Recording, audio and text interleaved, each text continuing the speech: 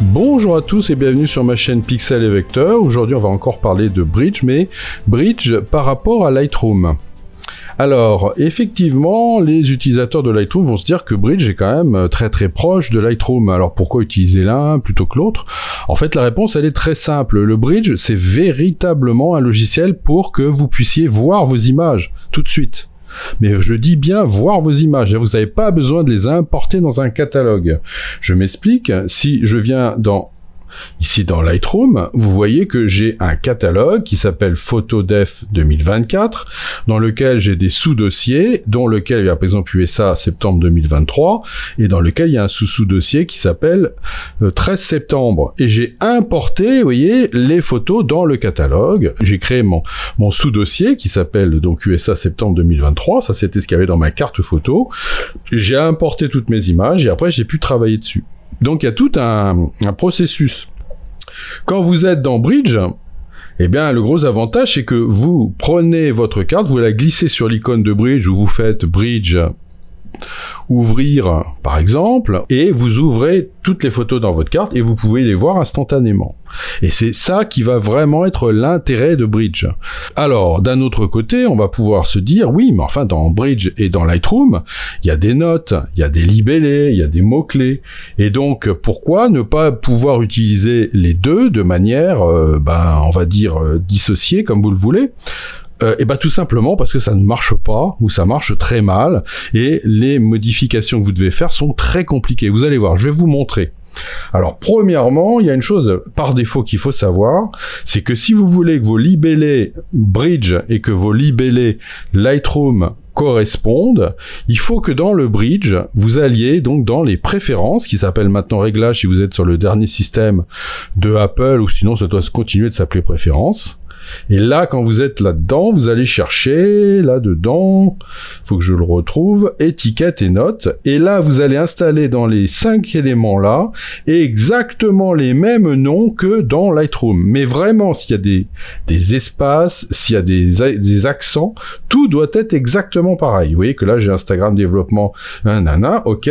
Et je vais vous montrer maintenant qu'est-ce qui se passe sur un élément ici. Je vais dans métadonnées, ensemble de libellés des couleurs, modif Daniel, vous voyez je suis sur un truc Daniel, je fais modifier, et vous voyez que j'ai exactement la même chose, Instagram à développer, éléments de montage, Photoshop à refaire. Vous voyez, j'ai exactement la même chose. Et dans ce cas-là, et quand vous voyez je suis sur le 13 septembre et que je suis sur la photo ici qui s'appelle Lancaster, voilà 13 septembre 01, et que je viens ici dans mon Bridge, eh bien je vais retrouver exactement la même chose. Alors là, je les ai peut-être triés, donc je vais peut-être effacer le tri, voilà, et je vais repasser, voilà, et voilà, vous voyez, Lancaster 1, 3 étoiles, vous voyez, j'ai bien le libellé vert, et j'ai bien mes 3 étoiles, ce qui correspond bien à ça. Vous voyez, on est ici 3 étoiles et libellé. Voilà, donc là, vous voyez, il n'y a pas de problème, ça va très bien marcher. Bon, mais évidemment, vous doutez bien que c'est pas aussi simple que ça. Alors, admettons que je sois dans Bridge. Alors, je vais commencer par ça. Je suis dans Bridge, je suis sur ma collection du trait, je viens jusque là, je me dis, tiens, oh, regardez, là, j'ai 4 étoiles, et en fait, finalement, je trouve que celle-là, elle est beaucoup mieux. Donc, finalement, celle-là, je vais lui mettre 5 étoiles, voilà. Et puis, est-ce que, ici, je pourrais pas lui mettre, oui, je fais un clic droit sur les étoiles, et est-ce que je pourrais pas lui mettre un petite étiquette aussi, ou pas d'étiquette? Tiens, je vais lui mettre une petite étiquette Photoshop. Voilà, paf. Et vous voyez que là, je me retrouve avec 5 étoiles et du bleu. Donc maintenant, je vais repasser dans Lightroom, et je vais retourner voir ici. Ah! Qu'est-ce qui se passe? Eh ben, il s'est rien passé, surtout. Et vous voyez que là, j'ai toujours 2 étoiles, et ça n'est pas bleu. Et voilà, et c'est le gros problème, c'est que vous allez avoir à chaque fois ce problème-là. Donc en fait, la solution, elle est assez simple, mais très compliquée. Je vais cliquer sur l'image pour la sélectionner, et je vais faire un pommes CTRL-S pour les PC, qui correspond à Alors ici, vous voyez, il faut que je vienne ici. Alors ça s'appelle dans les métadonnées. Je crois que c'est dans les métadonnées. Voilà, enregistrer les métadonnées dans le fichier. Donc, vous voyez, POM-S, c'est facile à retenir. CTRL-S. Ok, je fais ça. Et là, il va me dire, est-ce que vous voulez qu'on enregistre les métadonnées? Oui. Voilà. Et là, il va me dire, attention, il y a une application externe qui a, en fait, modifié les métadonnées. C'est pas 2 étoiles que vous avez, en fait, c'est donc plus. Et puis, en plus, il y a une étiquette. Alors, est-ce que vous voulez qu'on écrase? C'est-à-dire, ça veut dire, en gros, qu'on n'en tienne pas compte. Bah si, je veux qu'on en tienne compte. Donc, je vais lui demander d'annuler. Et là, vous voyez, je vais me retrouver avec un petit signe. Je vais cliquer sur le petit signe. Et là, je vais pouvoir lui dire d'importer les paramètres depuis le disque.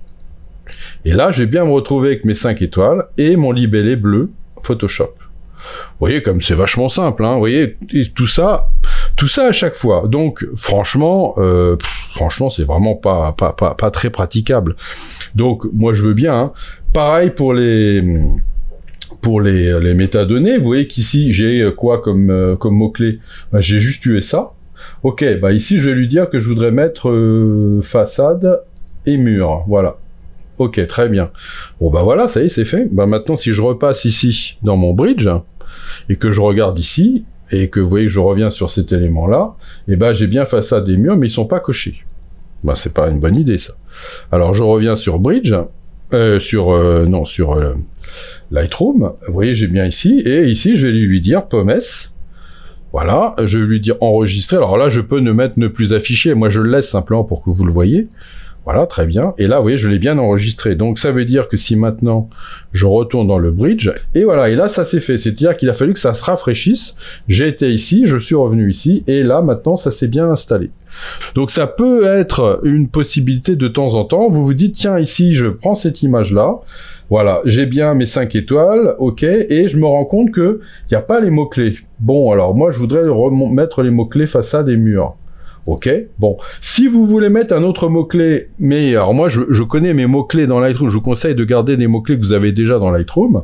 Vous pouvez venir faire un clic droit sur le mot-clé là, qui est le mot-clé, on va dire, générique, dans lequel à l'intérieur il y a des sous-mots-clés. Je peux faire un clic droit là et lui demander un nouveau mot-clé et pouvoir comme ça installer un autre mot-clé. Mais comme vous l'avez dans Lightroom, eh ben il n'y aura pas de problème. Donc là, j'ai déjà coché ces deux-là. Très bien. Je repasse maintenant sur donc Lightroom.